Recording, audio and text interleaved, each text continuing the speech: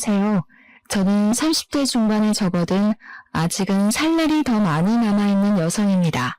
저에게 몇 개월 전에 일어난 아주 기가 막힌 일이 있어서 한번 풀어보려 사연을 올려보게 되었습니다. 제 인생에 정말 큰 사건이기도 하고 황당한 일이기도 해서 어딘가에 속 시원하게 한번 털어놓고 싶었는데 이런 채널이 있을 줄이야 꿈에도 몰랐습니다. 제가 지금 또 과거의 일을 떠올리니 흥분한 상태이기도 해서 두서없이 내용이 이어질 수도 있기에 양해를 좀 부탁드리겠습니다. 그만큼 저에게는 제 인생의 가장 큰 굴곡이자 큰 사건이었거든요. 그럼 지금부터 제 인생의 가장 큰 사건 한번 시원하게 풀어보도록 하겠습니다. 저에게는 3살이 어린 여동생이 하나 있는데 제 동생에게는 청각장애가 있습니다. 소리를 듣는 세포 자체에 문제가 있어 태어났을 때부터 청각 쪽으로 장애가 있었고 꾸준히 치료와 훈련을 통해 말은 어눌하게 할 수 있는 정도입니다. 우리 아버지의 사업이 인도네시아 쪽에서 남부럽지 않게 먹고 살 만큼 굴러가고 있었던 덕에 그 비싼 치료를 꾸준히 받을 수 있었습니다. 그래서 제 동생에게 청각장애가 있다는 걸 태어났을 때부터 인지하고 언어 치료와 행동 치료 같은 훈련을 받을 수 있었습니다. 지금이야 언어 치료와 행동 치료가 꽤 많은 센터에서 운영 중이기도 하고 예약만 잘하면 어렵지 않게 받을 수 있는 치료이지만 제가 어린 시절에는 아니었습니다. 각고의 노력 끝에 선생님을 찾아 만나게 되었고 들리진 않지만 입모양을 보고도 대략적인 대화를 따라올 수 있을 만큼의 훈련을 하게 되었습니다. 저희 가족은 당연히 동생과 함께 수어를 배웠고 집에서는 수어를 통해서 이야기를 하고 있습니다. 기술의 발전으로 인공 와우 수술이라 하여 청각장애가 있는 친구들에게 소리를 듣게 하는 기계도 나와 있긴 하지만 우리 동생은 세포 자체의 문제라 소용이 없다고 하더군요. 몇 번이나 해외로도 국내로도 알아봤지만 수술이 불가하다 하여 가족들은 수화를 하거나 입모양을 크게 벌리며 동생이 알아볼 수 있게 말을 하는 버릇이 있습니다. 장애라는 게 사람의 마음을 파먹기도 하지만 우리 가족은 있는 그대로의 동생을 받아들이고 있고 서로를 잘 보살피며 화목하게 살고 있었습니다. 학창 시절에도 동생을 괴롭히는 아이들을 항상 혼내며 동생을 보살폈고요. 동생이 수업을 잘 따라갈 수 있도록 제가 옆에서 많이 도와주었습니다. 당연히 우리 자매의 우애가 돈독할 수밖에 없었습니다. 거기다가 동생이 청각장애가 있기 때문에 뒤에서 뒷말을 하는 못된 아이들도 많이 있었기에 저는 그런 동생을 위한 슈퍼우먼이 되어야 했습니다. 다행히 학교가 같은 재단에 있어 초중고를 동생과 같은 학교에서 보내긴 했지만 제가 대학생이 되어 먼저 대학에 진학을 하게 되면서 떨어지게 되었습니다. 동생이 고등학생이 되던 날 어찌나 마음이 떨리고 나 없이도 잘 버틸 수 있을지 걱정이 되던지 물가에 내놓은 아이 같은 마음이 들었더랬죠. 아무튼 제가 대학생이 되어 학교를 다니는 동안 우리 동생은 저 없는 학교에서 꽤 많은 상처를 받았다고 하더라고요. 청각장애가 있는 동생을 꾸준히 괴롭히던 아이들 때문에 동생은 학교는 겨우겨우 졸업을 했지만 사람을 만나는 것을 두려워하게 되었습니다. 저는 그런 동생을 보살피며 취업까지 성공을 하였고 사회인이 되고 나니 정말 너무너무 바쁘더군요. 동생과 항상 주말이면 같이 시간을 보내곤 했었는데 제 일이 너무 바빠지니 주말에는 잠만 퍼질러 자기에도 바빴습니다. 매일같이 이어지는 야근에 초과 업무에 동생이 파김치가 된 저를 보고 주말에 나가 놀자는 말을 하지도 못하더라고요. 저는 매일같이 늘어지는 다크서클을 감추지도 못한 채 집에서 밥 먹고 자고만 반복을 했습니다. 하지만 그런 시간이 반복이 되더라도 저에게 새로운 사랑이 찾아오는 걸 막아내진 못했죠. 매일같이 회사에서 초과 근무를 하다 보니 같은 회사 입사 동기와 자주 마주치게 되었고 업무적인 이야기를 나누다가 사적인 이야기도 나누게 되었습니다. 서로에게 호감을 가지게 되다가 서서히 눈이 맞아버린 것이었습니다. 당연히 사내 연애였기에 회사 사람들 몰래 비밀 연애를 하게 되었습니다. 남자친구가 생겼으니 주말에 데이트를 하러 나가곤 했는데 그때마다 동생에게 이런저런 핑계를 대는 게 미안하기도 했습니다. 그러던 어느 날 동생이 저에게 가고 싶은 카페가 있다고 말을 걸어오더라고요. 남자친구와 데이트를 하느라 동생을 잘 챙기지 못했기에 미안한 마음이 있던 찰나 동생이 가고 싶다던 곳이 제가 남자친구를 만나기로 한 동네와 가깝더라고요. 동생이 마음을 걸려 남자친구에게 넌지시 물어보니까 같이 만나도 좋다는 대답이 돌아왔습니다. 남자친구에게 미리 언지를 해뒀죠. 내 동생에게는 청각장애가 있어서 의사소통이 조금 힘들 수도 있다.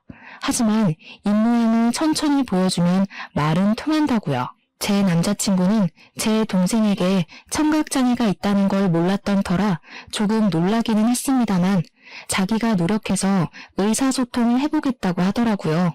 아무튼 그날 만나서 같이 미술관에 가서 보고 싶었던 전시회 하나를 보고 동생이 먹고 싶어 했던 파스타도 먹고 가보고 싶다고 했던 카페까지 갔습니다.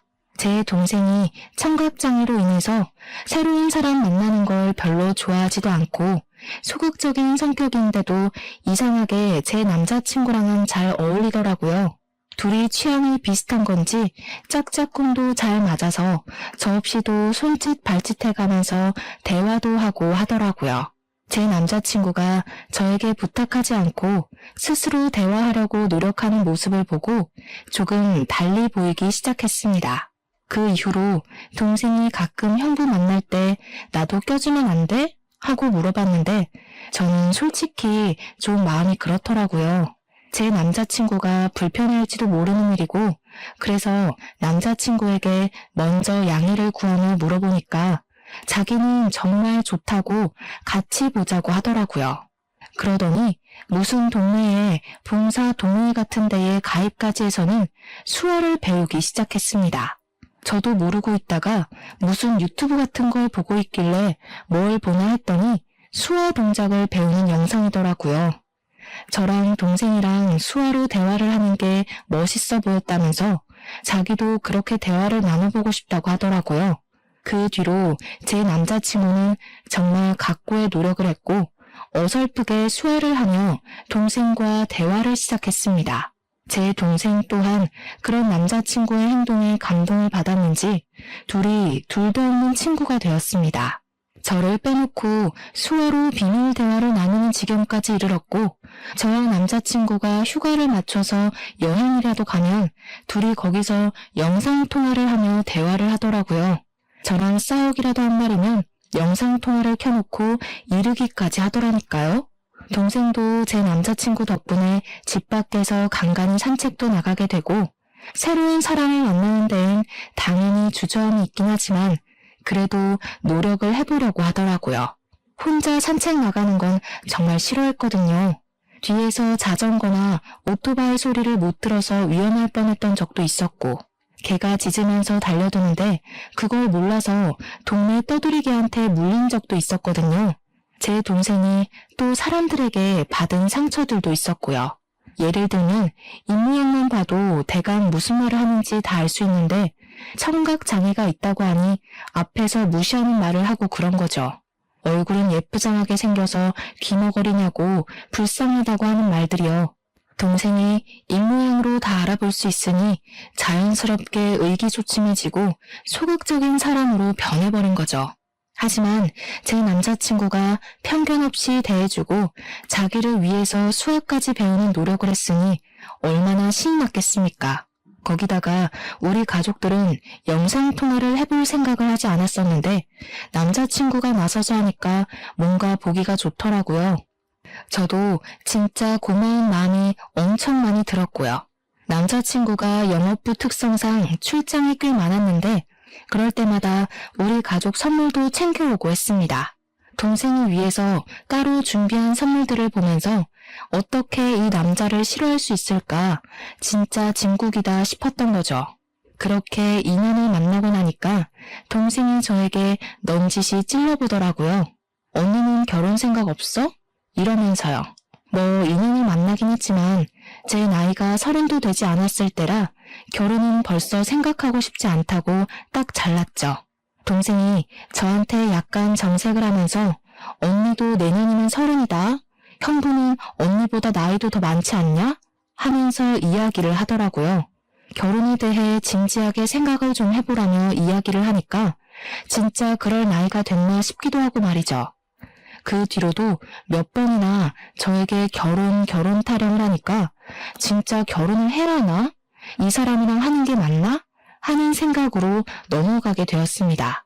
저는 그때까지도 동생이 제 남자친구랑 내통을 해서 둘이 짜고 저를 떠본 거라고는 생각도 못했습니다. 남자친구가 저보다 4살이 연상이었기에 집에서도 슬슬 결혼 이야기가 나오고 있었나 봐요. 남자친구한테 계속 결혼할 여자 없어? 선이라도 알아봐줘? 하면서 집안 어르신들이 이야기를 하니까 제 의견을 한번 들어보고 싶었던 거죠. 저랑 결혼을 하고 싶긴 하지만 제가 아직 29살이고 의중을 모르니까 동생과 함께 짜고 떠본 것이었습니다. 동생이 한 3개월 내내 결혼 노래를 부르니까 한 해가 더 지나고 제 나이 30에 결혼을 한번 해볼까 싶은 마음이 들었습니다. 동생한테 지금 결혼하면 후회하지 않을까? 남자친구가 너무 좋은데 그냥 결혼할까? 하고 이야기를 하니 고개를 막 끄덕이더라고요. 빠른 거 아니라고, 지금 결혼해도 후회하지 않을 거라고, 형부 너무 좋은 사람이라고 하면서요. 둘이 짜고 치는 고스톱이라는 걸 알게 된 건 남자친구가 딱 3주 뒤에 저에게 프로포즈를 해서 알았습니다.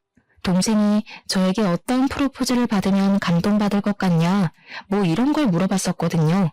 아주 종합 선물 세트로 준비를 했길래 눈치를 못 챌 수가 없었죠. 남자친구한테 물어보니까 차일게 걱정돼서 도움을 좀 받았다고 이야기를 하더라고요. 우리 처제가 내 편이라 정말 다행히 하면서 웃는데 그 모습까지 귀여워 보여서 이 남자랑 결혼해도 되겠구나 하는 마음이 들었죠. 프로포즈를 수락하고 우리 집에 인사를 드리러 남자친구가 오기로 했는데 그날 점심부터 동생이 막 부산스럽게 준비를 하더라고요. 형부 될 사람이 정말 좋은 사람이라고 부모님께 막 나서서 이야기를 하는데 그런 애가 아닌데 칭찬을 하니까 부모님도 좀 놀라시고요. 제 동생이 가족 이외의 사람에게 이렇게까지 정을 붙이고 마음을 털어놓은 적이 없는 애라 놀라실 만도 하셨겠죠. 부모님께서는 우리 집은 인성 됨됨이만 잘 잡혀있으면 만사 오케이라고 하시면서 본 적도 없는 남자친구가 마음에 든다고 하셨습니다.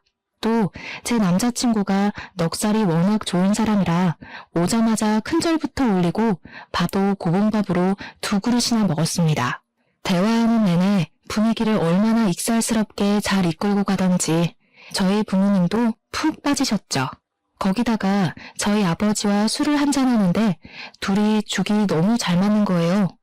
둘 다 만취해서 노래방 가자 하더니 정말 온 가족 다 끌고 노래방 가서 신명나게 놀았습니다. 제 동생은 들리지도 않는데도 혼자 탬버린 들고 춤까지 추더라니까요. 진짜 한 6개월치 웃을 거 그날 하루에 다 웃었다고 해도 과언이 아니었습니다. 아무튼 그날 우리 집에서 인사도 잘 드렸고 저도 예비시댁에 방문을 해서 인사를 드리기로 했는데 그제야 남자친구가 이야기를 털어놓더라고요. 사실 그동안 숨기려고 했던 건 아닌데 말하지 못한 게 있다면서 예비시댁의 집안 사정에 대해 이야기를 하기 시작했어요. 남자친구가 어릴 때 아버지께서 돌아가시고 집안의 가장 노릇을 쭉 해왔다고 하더라고요. 당연히 형편이 좋지 못해 대학도 못 갔고 바로 부사관으로 입대를 해서 군 생활을 하다가 27살에 전역을 했다고 하더군요. 할 줄 아는 게 없어서 2년 동안 각고의 노력 끝에 자격증들을 줄줄이 따게 되었다고 했습니다. 지금 회사에 입사를 하게 된 것도 고졸 전형으로 입사를 한 거라며 미리 말을 못해서 미안하다고 하는 겁니다. 아버지께서 돌아가실 때 빚을 좀 남겨놓고 가서 그 빚을 갚으라 여태 모아둔 돈이 별로 없다고 하면서요. 저는 솔직히 너무 놀랐죠. 거의 3년을 만났는데 그동안 그런 사정을 단 한 번도 비치지 않아서 몰랐거든요. 항상 깔끔하게 옷을 입고 다녔고 마음에 공허함이 있다거나 어딘가 부족하다 모자라다 하는 느낌이 전혀 없어서 짐작도 하지 못했었습니다. 그것도 결혼 직전에 와서 그런 이야기를 하니까 순간 마음이 흔들리는 건 어쩔 수가 없더라고요. 제 눈에 동공지진이 일어날까 제 손을 딱 잡으면서 이야기를 하더라고요. 자기가 15년 동안 빚을 갚았다고, 고등학교 2학년 때부터 아르바이트를 해서 돈을 벌었다고요. 생활력 하나는 남들과 비교도 할 수 없게 좋고 무슨 일이 있어도 절대 굶길 일 없을 거라고 했습니다. 빚도 다 갚았고 집안에 돈을 퍼줘야 하는 것도 절대 아니니까 걱정하지 말라고요. 단지 집으로 인사를 드리러 갈 텐데 집이 많이 낡아서 보이는 게 전부가 아니라는 말을 하고 싶었대요. 아버지께서 돌아가시기 전에 남겨주신 집이라 차마 처분도 못하고 그 낡은 데서 온 가족이 살았다고요. 가족들의 소중한 추억이 담겨있는 집이라 상속 포기도 하지 못하고 돈을 다 갚을 수밖에 없었다며 덧붙였습니다. 저희 집이 아무래도 넉넉한 집안이다 보니 돈이 없는 사람과 결혼한다는 게 고된 일이라는 생각은 별로 하지 못했어요. 그런 거 있잖아요. 어차피 내가 돈이 있으니 내가 더 준비하면 된다는 안일한 생각을 했다고나 할까요? 남자친구, 그러니까 예비신랑의 꾸준한 설득 끝에 예비시댁에 방문을 하기로 결정을 내렸습니다. 양손 무겁게 가라는 부모님의 말에 선물을 잔뜩 준비해서 예비시댁에 방문을 했는데 조금 놀랍긴 하더라고요. 벽지에는 곰팡이가 죄다 쓸어 있었고 문 경첩은 뜯어져 나가서 문이 덜렁덜렁 붙어있는 수준이었습니다. 현관문은 옛날 빌라처럼 철문으로 되어 있었는데 누가 발로 찬 건지 망치질을 한 건지 우글우글 찌그러져 있었고요. 제가 찌그러진 문을 바라보고 있으니까 예비 시모가 다가와서는 어휴 저걸 고친다는 걸 여태까지 까먹었다고 하시면서 멋쩍게 이야기를 하시더라고요. 예전에 빚쟁이들이 문 열라고 하도 발로 차서 저렇게 됐다고 웃으면서 이야기를 하시는데 저는 속으로 시겁했죠 뭐. 어떻게 발로 차면 문이 저 모양이 되나 싶을 정도로 찌그러져 있었거든요. 제가 방문을 하긴 했는데 시댁이 진짜 냉골이더라고요. 너무 추워서 팔에 소름이 쭉 돋을 정도였다고나 할까요? 제가 약간 으슬으슬해하니까 예비신랑이 예비신우한테 보일러를 좀 떼지 왜 이렇게 집이 춥냐고 한 소리를 했습니다. 그러니 예비신우가 눈을 살짝 흘기면서 돈 아껴야지 무슨 보일러니? 하면서 씻을 때나 잠깐 틀면 된다고 하시더라고요. 저보고 춥냐고 묻더니 집에서 입는 겉옷이 있다고 예비신랑이 군대에서 입었을 법한 깔깔이 같은 걸 하나 쓱 주시더라고요. 저는 집에서 입는 겉옷이 있다는 사실에 2번 놀랐죠. 거기다가 그 옷에서 나는 이상한 쩐내에 3번 놀랐습니다. 쿰쿰하고 뭔가 지린내 같은 쩐내가 나서 도저히 못 입겠다 싶어서 예비 시모에게 돌려드렸어요. 저녁이나 먹자고 하시길래 제가 뭐 도와드릴 건 없나 하고 기웃기웃하니까 예비 신랑이 앉아있으라고 하대요.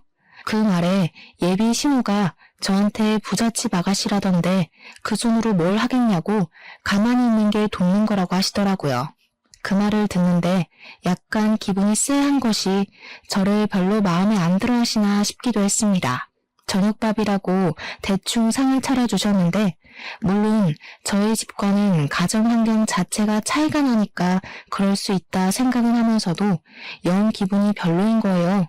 치킨 볶음밥 같은 거랑 김치만 냅다 올려져 있는 상이었는데 예비 시모가 우리 집 김장김치가 정말 맛있다면서 밥 2공기 먹어도 된다고 하시더라고요.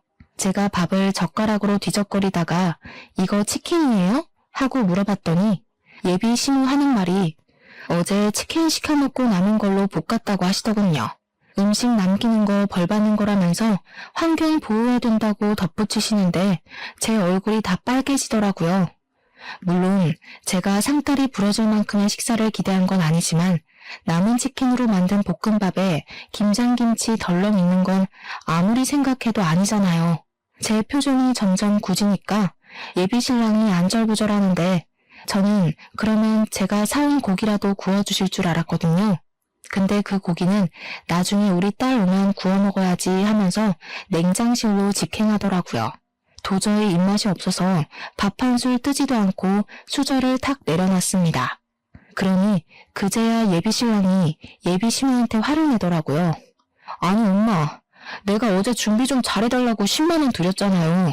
그 돈으로 장도 보고 하시라고요. 어제 네 조카들 놀러 왔던 거 몰라서 그래? 걔네도 힘들게 사는데 내가 장이나 보고 그럼 되겠니? 네 조카들 필요한 거 사라고 내가 용돈 줬다. 예비 신랑이 아니 그 돈을 그렇게 쓰면 어떡하냐 하면서 이야기를 하는데 대뜸 저한테 화살이 돌아오더라고요. 예비 신우가 저를 딱 보면서 말을 이어가셨습니다. 나한테 딸이 하나 있는데 우리 마지야 마지. 걔가 어릴 때 시집가서 애들도 좀 크고 그러거든. 걔네도 고생하는데 돈은 없고 아무튼 학원 가야 하는데 돈 없다 난리를 쳐서 내가 용돈 좀 줬어. 아직 결혼도 안 한 사이에 서운하거나 뭐 그런 거 아니지? 그 자리에서 제가 어떻게 서운해요 하겠습니까? 막말로 그건 서운한 게 아니라 저에 대한 예의가 없는 거라고 생각했어요. 손님 불러다 놓고 치킨 볶음밥에 김장김치라니 기가 차서 원.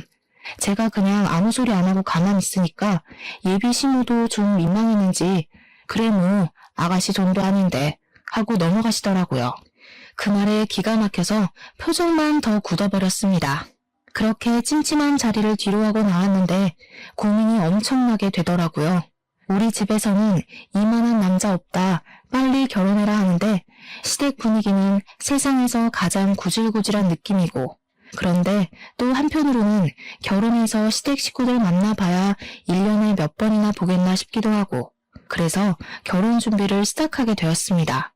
이제 와서 결혼 못하겠다, 너랑 나랑 집안 차이가 너무 심하다 하기에는 시간이 너무 흘러버린 탓도 있었고요.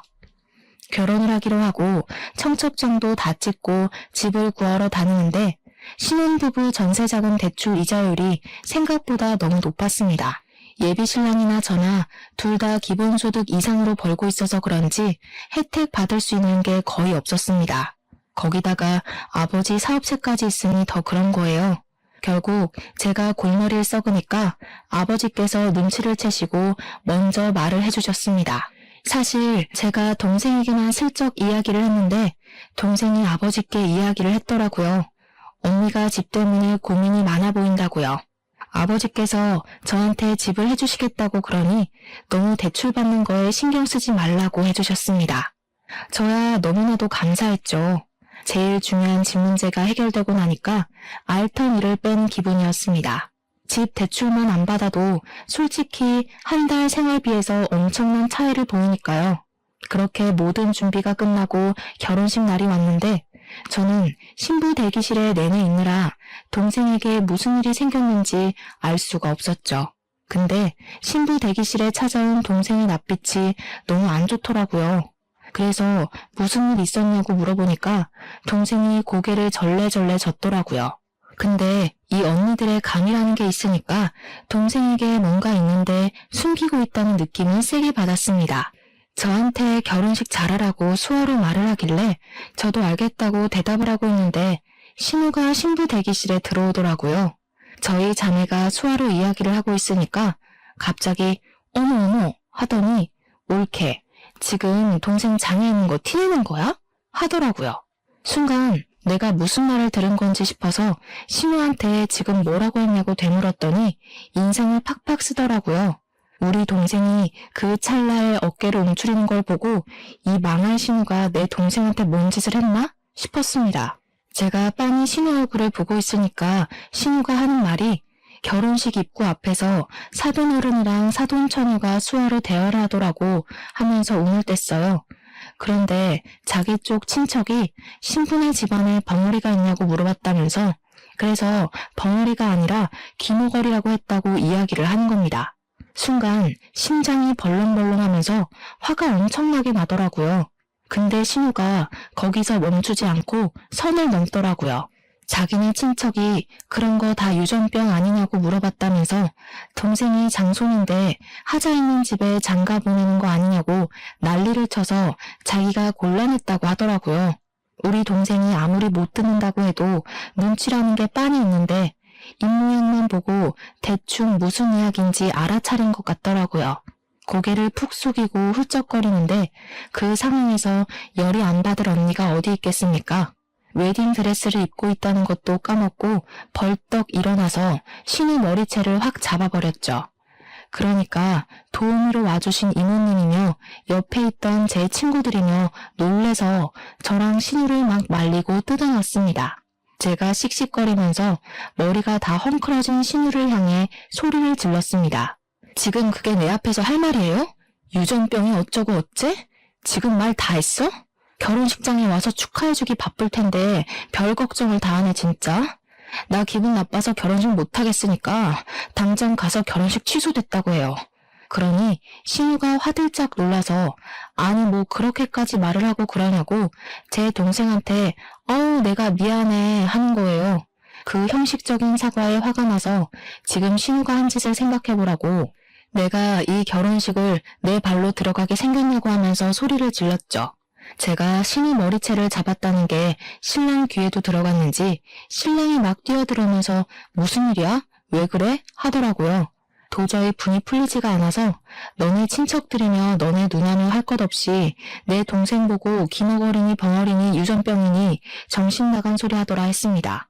내가 지금 이 말을 듣고도 결혼식장에 들어가는 게 맞겠냐고 나 결혼 안 하겠다고 하니까 신랑이 신우 째려보면서 누나 하더라고요. 어떻게 사람이 그런 소리를 아무렇지 않게 하냐고 신우가 내 눈앞에 있으면 결혼식 안 하겠다고 했죠. 그 말에 신우가 놀래서 지금 동생 결혼식장에서 자기를 쫓아내는 거냐고 그런 말도 못해? 내가 못할 말했어? 하길래 또 열받아서 성큼성큼 갔어요. 머리채를 쥐어잡으려고 하니까 신우가 놀래서 피하더라고요. 신랑이 신우 보고 동생 결혼식 망하게 생겼는데 자존심 부릴 일이 남았냐면서 신우를 쫓아냈습니다. 진짜로 신우는 저희 결혼식장에 못 들어왔어요. 제가 신우 있으면 결혼 안 하겠다고 하고 대기실에 눌러 앉아버렸거든요. 신우 쫓아낸 거 확인하고 나서야 식이 시작이 되었고 찜찜한 마음은 그대로 제가 떠안게 되었죠 뭐. 결혼식이 끝나고 신혼여행길에 오르는데 제가 기분이 영 안 풀려서 동생한테 이야기를 했어요. 절대로 그런 이야기에 마음 쓰지 말라고. 못 배워먹은 인간들이 하는 말 귀담아 듣지 말라고 했죠. 그러고 비행기를 탔는데 남편이 저한테 그러는 거예요. 못 배워먹은 인간들이라고 한 거 사과하라고요. 제 남편이 대학을 못 나왔다고 했잖아요. 그래서 그런지 공부에 대한 자격지심을 좀 부리긴 했어요. 고졸 전형이랑 대졸 전형이랑 연봉 차이가 좀 있거든요. 남편이 영업부라 실적은 괜찮은데 기본급에서 차이가 나니까 대졸 전형자들이랑 크게 월급 차이가 나지 않았거든요. 거기다가 공부를 못해서 대학을 못 간 게 아니라 돈이 없어서 못 간 것이니 그럴 만도 했죠. 하지만 저도 제 동생이 그런 모욕을 당했는데 자존심이 있죠. 어떻게 냅다 사과를 하겠습니까? 저도 의견을 굽히지 않았고 사과는 못하겠다고 했습니다. 둘 다 자존심을 부리다가 신혼여행 가는 비행기 안에서 12시간 내내 아무 말도 안 하고 있었다니까요. 도착해서도 냉기만 폴폴 풍기다가 사과를 안 하면 같이 안 다니겠다고 먼저 선수를 치더라고요. 저도 굽히기 싫어서 너랑 안 다니겠다고 하고는 관광도 따로 다녔습니다. 혼자 며칠을 지내다가 결국 마지막 날이 되고 나서야 타협을 하게 되었죠. 사과를 하거나 그런 건 아니었고 서로 잘못한 거고 서로 기분 나쁜 상태니까 조심하자고 대충 휴전 정도만 한 거죠. 근데 둘 다 서로의 가족에 대해 그렇게 말한 게 앙금으로 남아서 혼인신고를 원래 신혼여행 다녀오면 바로 하기로 했었는데 조금 미루기로 했어요. 남편도 제가 꿋꿋하게 사과를 하지 않고 자존심을 부리니 혼인신고를 미루는데 동의하더라고요. 보통은 신혼여행을 다녀오면 시댁과 친정 인사를 드리러 가잖아요. 근데 결혼식 날 그런 소동이 있었는데 시댁 인간들 얼굴이 보고 싶었겠습니까? 남편도 저랑 별반 다르지 않은 것 같았고요. 그냥 일이 바빠서 인사드리러 갈 시간이 없다고 대충 둘러대고는 저는 우리 집으로 남편은 시댁으로 각자 가서 선물 줄 거 주고 돌아왔습니다. 끼를 볶아도 시원치 않은 신혼기간에 서로 서먹서먹해진 거죠. 연애할 때도 이렇게 싸워본 적이 없었기에 저희는 어떻게 풀어야 할지 방법도 모르고 있었습니다. 그렇게 한 달이라는 시간이 좀 지났을까 신우가 갑자기 할 이야기가 있다면서 시댁으로 오라고 부르더라고요. 그 곰팡이 쓸어있는 냉골 같은 집에 갈 생각을 하니까 너무너무 싫었지만 피하는 것도 하루 이틀이지 불렀는데 가야죠. 퇴근하고 남편이랑 같이 찾아가니까 신우가 그러더라고요. 얘, 너네 집 말이다. 아무리 사돈 어른이 해줬다고 해도 그렇지 어떻게 부부간에 정도 없이 딱 네 명의로 했니? 저희 아버지께서 제 결혼 선물로 해주신 건데 당연히 제 명의죠. 그러면 세금을 좀 많이 내야 하지 않니? 우리 아들 명의로 했으면 세금도 덜 내고 얼마나 좋아. 세금이 다 똑같죠. 얘가 뭘 모르네. 우리 아들이 산 것처럼 매매 형식으로 꾸몄으면 얼마나 좋니? 너한테 가면 상속세도 물어야 할 텐데 당연히 세금이 더 나오지. 애가 헛똑똑이야. 저희 아버지께서 사업체를 운영하고 계신데 지금 탈세를 하라고 하시는 거예요. 어차피 세금도 저희 아버지께서 다 내주셨는데 뭐가 문제라는 거죠? 아버지께서 저한테 돈 쌓아두면 뭐하냐고 딸한테 주는 건 아깝지 않다고 하셨거든요. 그래? 처가 사랑은 사위라던데 사위한테도 아깝지 않으시겠지? 우리 아들 정말 장가 하나는 기가 막히게 갔나 보다. 생각해보니까 사돈네는 전부 딸만 있잖아. 사업은 자고로 남자가 해야 제대로 굴러가는 법인데 사돈 댁에는 아들이 없으니까 우리 아들한테 딱 물려주면 되겠다 싶은 생각이 들더라고. 그 말을 듣는데 욕심낼 걸 욕심내야지 진짜 기가 막히더라고요. 가뜩이나 시댁에 대한 인식이 바닥을 치고 있는데 저런 욕심까지 내니까 저게 사람인가 하는 생각도 들고요. 결혼한 지 한 달 막 지났는데 왜 남의 집 사업에 관심을 가지고 욕심을 내는지. 저희 아버지께서는 기업은 기업인이 운영해야 한다는 주의셔서요. 가족들에게 승계할 생각 전혀 없으시고요. 나중에 은퇴하실 때 전문 경영인 두실 거래요. 아니 왜? 그 귀한 사업체를 남에게 맡기니? 우리 아들이 얼마나 노력해서 지금 회사에 입사했는지 너는 알지? 우리 아들 능력 한번 보면 말이 달라지실 거다. 그러지 말고 이참에 사돈네 회사에 우리 아들 한 자리 주라고 좀 해봐. 한 자리에서 능력 좀 보고 기업도 물려받고 하면 딱이지 않겠어? 우리 며느리 능력 좀 한번 보자. 남편이 잘 돼야 아내도 편한 법이야. 어머님, 지금 아들 취업 청탁하시는 거예요? 어머님 아드님은 자기 능력으로는 아무것도 못하는 바보인가요?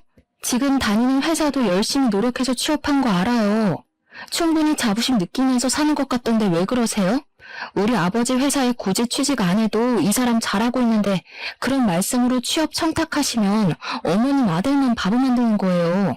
그러니까 신우가 씩씩거리면서 지금 우리 아들 바보라고 했냐, 모자란 놈 취급이냐 하면서 성을 내시더라고요. 제가 뭐 틀린 말한 것도 아닌데 씩씩거리니까 웃기더라고요. 저도 제 할 말 끝났으니까 그냥 자리에서 일어나 버렸습니다. 그 자리에 더 앉아있어 봐야 얼굴 붉힐 일만 남은 것 같고 이런 취업 청탁이 영 듣고 싶지도 않았고요. 결혼했다고 우리 아버지 사업체까지 자기 몫으로 만들어버리려고 하는 파렴치한 신우 앞에서 하하호호 웃으면서 밥까지 먹었다가는 체할 것 같았거든요. 그래서 가방 들고 나오니까 남편이 뒤따라 나오더니 제 팔을 확 잡아채는데 그 힘이 너무 세서 팔이 빠지는 줄 알았습니다. 제가 당황한 나머지 악소리를 내면서 지금 뭐 하는 거냐고 힘자랑하냐고 한마디 했죠. 그러니까 시모가 저를 보면서 혀를 끌끌 차면서 왜 따박따박 시모한테 말대답을 하거든요 한 소리 하는 거예요. 남편은 눈을 크게 뜨고 제가 하는 행동이 잘못됐다는 식으로 바라보고 있고 시모는 뒤에서 구시렁거리고 이것들이 죄다 한패인가 본색을 벌써 드러내는 건가 막 온갖 잡생각들이 머릿속에서 춤을 추더라고요. 제가 못할 만한 것도 아니고 왜 남편 몫이 아닌데 자꾸 욕심을 내는 거냐고 했습니다. 그러니까 남편이 하는 말이 자기가 욕심낸 것도 아니고 아들이 잘 됐으면 하는 부모의 마음인 걸 모르냐고 하더라고요. 제가 아무 소리 안 하니까 남편이 먼저 됐어. 너랑 무슨 이야기를 하냐 하면서 말을 끝내더라고요. 지금 누가 할 소리를 하는 건지. 연애할 때는 그런 내색 한 번 없더니 결혼하니까 돌변하는 게 무섭더라고요. 이 인간이 결혼하고 나서 진짜 우리 아빠 사업체에 한자리 하고 싶었던 건가 싶어서 소름이 쫙 돋았습니다. 그렇게 냉전이 지속되니까 하루하루 지쳐가면서 내가 왜 이 사람이랑 살아야 하나 싶더라고요. 어차피 혼인신고도 안 했는데 그냥 헤어질까 하는 찰나에 동생에게서 연락이 왔습니다. 자기가 아버지 회사에 출근을 하게 됐다고. 형부 덕분에 기운도 차렸고 새로운 걸 해보고 싶은 마음에 컴퓨터 학원을 다니면서 워드 자격증을 땄대요. 정정당당하게 이력서 넣고 면접 보고 합격해서 출근하게 되었다고 하는데 마음이 다 뭉클하더라고요. 그런 와중에 남편이 저에게 화해 제스처를 보냈고 언제까지 이렇게 말없이 살 거냐고 숨이 막힌다고 하더라고요. 그러면서 서로 오해가 있는 걸 풀었으면 좋겠다고 주말에 같이 캠핑 카라반 같은 걸 예약했다고 거기나 놀러 가자고 하더라고요. 또 남편이 먼저 손을 내미니까 그러자 싶어서 주말에 마트에 가서 장을 보고 카라반에 가기로 했습니다. 원래 캠핑의 묘미는 고기를 구워 먹는 거니까 장을 보는데 남편이 고기를 무슨 2근을 사는 거예요. 둘이 먹을 건데 뭐 이렇게 많이 사는 거냐 하는데 소고기 먹을까? 하면서 한우 비싼 걸 잡더라고요. 원래 캠핑의 묘미는 삼겹의 목살이다 하면서 돼지고기로 골랐죠. 소고기는 숯불에 다 늘어붙거든요. 남편이 너무 과하게 사길래 말리다가 포기하고 장을 봐서 캠핑 카라반으로 갔는데 참나 거기 신우가 떡하니 와있대요. 저 보자마자 장 많이 봐왔냐고 하는데 진짜 욕이 나오더라고요. 화해 제스처는 개뿔, 신우 식구들 먹일 장만 잔뜩 봐서 강꼴이 된 거죠. 진짜 떨떠름하게 바비큐 준비해서 술까지 차리고 고기를 굽기 시작했는데 제가 아무것도 안 하고 가만히 있었어요. 원래 캠핑 같은 데 가면 남편이 고기 굽잖아요. 제가 상까지 차렸는데 고기까지 구워야 하나 싶었던 거죠. 근데 그걸 보더니 신우가 저한테 공주님이 따로 없다고 비꼬대요. 일부러 못 들은 척하고 무시했죠. 그러니까 신우가 뭐라는 줄 아세요? 그쪽 집안 기머거리인 거 내가 유전이랬지? 혹시 우리 올케도 내 말이 안 들리나? 그 말을 참고 넘어갈 사람이 과연 몇이나 될까요? 당연히 저도 참지 않았습니다. 결혼식 날 머리 뜯긴 게 부족했나 봐요. 그 주둥아리로 지금 뭐라고 하신 거예요? 뭐? 주둥아리? 제정신이냐? 너 우리 누나한테 그게 무슨 말버릇이야? 올케, 집 좀 산다고 내 동생 너무 무시하는 거 아니야? 고기는 여자가 구워야지. 그리고 소고기도 아니고 삼겹살이 뭐니? 격 떨어지게. 그런데 더 짜증나는 건 심외부였어요. 옆에서 살살 부추기면서 하는 말이 장모님이 그러던데 취업시켜달라던 건 무시하고 기모거리 동생만 취직했다며? 하면서 자기도 이직하고 싶다는 겁니다. 만년 과장으로 살 수는 없고 어디 이사나 전무자리 좋은 데 있으면 자기랑 저희 남편 취업 좀 시켜달라고요. 열이 뻗쳐서 말로 싸우기를 포기하고 사왔던 돼지고기 2근을 전부 심해부 신우 남편의 얼굴을 향해 던졌습니다. 다들 생고기를 처맞고 깍깍거리는데 저도 씩씩거리면서 할 말 다 했죠. 아줌마는 여자 아니야? 시자 붙었다고 시킬 생각만 하네. 그러지 말고 손수 모범은 좀 보이던가. 그리고 전무나 이사? 아저씨가 할 줄 아는 게 뭐가 있다고 그 자리를 달래? 우리 아빠 회사가 무슨 구멍가게인 줄 알아? 능력이 있어야 뭘 시켜주든지 말든지 하지. 취업 청탁은 누가 하는 건데 지금 누구 보고. 내 동생은 당당하게 이력서 넣고 합격한 거거든? 진짜 살다 이런 개차반의 무식한 인간들 처음 본다. 그러니 남편이 뭐? 무식? 내가 그런 소리 하지 말랬지? 하면서 달려들더라고요. 야, 돈 없어서 대학을 못 갔다고? 웃기지 마. 장학금도 있고 학자금 대출도 있는데 뭔 핑계야. 그냥 네 성적에 그저 그런 대학 가야 하니까 핑계대고 부사관 간 거겠지. 그리고 그 고기 잘 씻어서 먹으면 되지 않겠어? 가족들끼리 두런두런 좋은 시간 보내고 우리는 여기서 갈라섭시다. 혼인신고도 안 했겠다. 집도 4명이겠다. 혼수도 내가 해왔겠다. 몸만 나가면 되지? 옷까지 몇 개 있는 거 그건 택배로 보내둘게. 착불로. 남편이 뒤에서 부들부들 떨면서 진짜 가면 이혼이야 하는데 저는 이미 갈라서기로 결심했는걸요. 그대로 운전해서 신혼집 비밀번호부터 바꿔버리고 대충 짐 싸서 친정으로 도망을 왔습니다. 친정 부모님이 놀라시긴 했지만 제가 차근차근 모든 일을 이야기하니까 아무 소리 하지 않고 잘 왔다고 해주셨어요. 그 와중에도 카라반에서 1박을 하고 온 건지 다음날 집 비밀번호 뭐냐고 난리치는 거, 내 집에 자꾸 들어가려고 하면 가택 침입으로 고소하겠다고 했습니다. 친정집에서 출퇴근을 하는데 같은 회사를 다니고 있으니까 회사에서도 계속 찾아와서 난리를 치더라고요. 한 열흘 지나니까 저도 스트레스를 받고 아버지께서 저한테 그러지 말고 아버지 회사에 들어오는 게 어떠냐고 하셨습니다. 회사에 바로 사표 던지고 아버지 회사에 낙하산으로 들어가기로 했죠.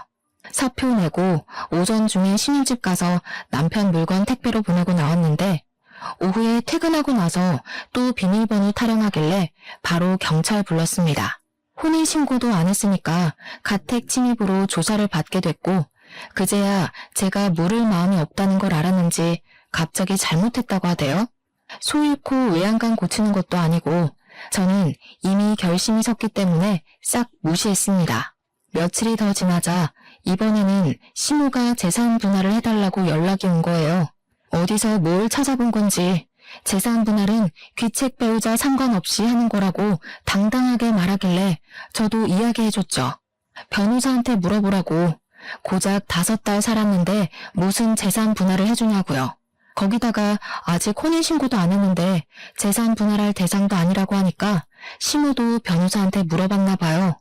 어디 법률사무소에 가도 똑같은 소리를 하니까 저한테 위자료 1,000만 원만 주면 안 되겠냐고 하더라고요. 위자료는 지금 누가 받아야 하는데 그딴 소리를 하냐고 꺼지라고 해줬죠. 회사도 그만뒀겠다. 신혼집도 꽁꽁 닫아버렸겠다. 남편이 아무리 뻔뻔해도 친정집 와서 난동은 못 부리더라고요. 아버지께서는 시간이 지나면 다 잠잠해질 거라고 하시면서 저를 위로해 주셨습니다. 덕분에 아침마다 아버지랑 동생 손잡고 같이 회사 출근하고 있어요. 이혼이랄 것도 없는 제 짧은 동거 생활 5개월을 이렇게 청산하고 벌써 3개월이라는 시간이 더 흘렀습니다. 아직까지도 가끔은 야밤에 자니? 하면서 문자가 오긴 하는데 나중에 스토커 짓이라도 하면 고소하려고 증거로 남겨주고 있습니다. 전 회사에서도 수근수근 거린다는데 언제까지 붙어있나 두고 보려고요. 저는 아버지 회사에서 출퇴근 잘하면서 동생과 같이 주말에 놀러도 가고 시간을 잘 보내고 있답니다. 남자라면 치가 떨리지만 그래도 가족들은 좋은 사람 만나서 재혼하길 바라는 듯 하시네요. 그건 시간을 두고 천천히 생각해보면 되겠죠? 앞으로는 겉과 속이 다른 사람은 피하고 싶어요, 정말. 아주 짧은 결혼 생활이었지만 비혼도 나쁘지 않은 선택이라는 결심에 힘을 실어준 시간이었습니다. 여러분들도 현명한 결혼 준비 혹은 비혼 준비하시길 바라면서 제 이야기는 여기서 마치도록 하겠습니다.